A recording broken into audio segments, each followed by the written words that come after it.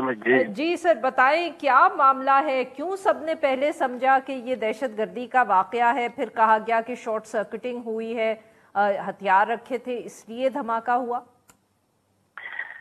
ऐसा है कि स्वात कशीदगी के बाद यानी 2010 के बाद ये सबसे बड़ा धमाका था और इसकी जो आवाज है वो जो मिंगवारा शहर और आसपास इलाकों में जो है ना दूर दूर तक सुनाई दे गई। तो इस वजह से लोग ये समझ रहे थे कि ये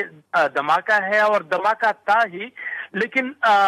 ये क्योंकि पहले किसी को मालूम नहीं था कि ये जो मालखाना है या जो इसके जो असलहे का जो कोत है उसमें हुआ है। ऑफिशियली तौर पर तो यही इत्तलात है और यही मतलब मौक़िफ़ सामने आ रहा है, लेकिन यहाँ के जो लोग हैं, यहाँ की जो आवाम है वो ये समझते हैं कि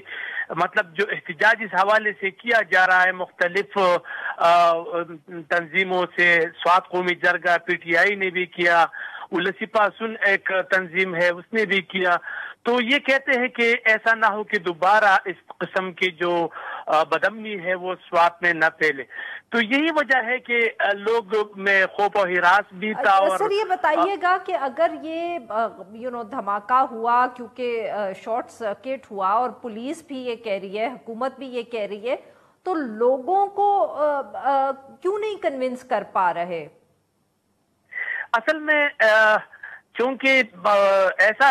हालात ऐसे बन गए हैं कि अब मतलब किसी को इत्मीनान ही नहीं रहा। मतलब पिछले इतवार में अगर हम देखें तो कुछ ऐसे वाकयात हुए हैं कि उससे लोग जो है ना वो अवाम में और हुकूमत में वो इत्मीनान की जो फिजा है वो बहाल नहीं हो पा रही है। अगर आप देखें तो ये जो एहतजाजें हो रही है, ये जो सिलसिला है, ये इसी की कड़ी है। हुकूमत ने बाकायदा तौर पर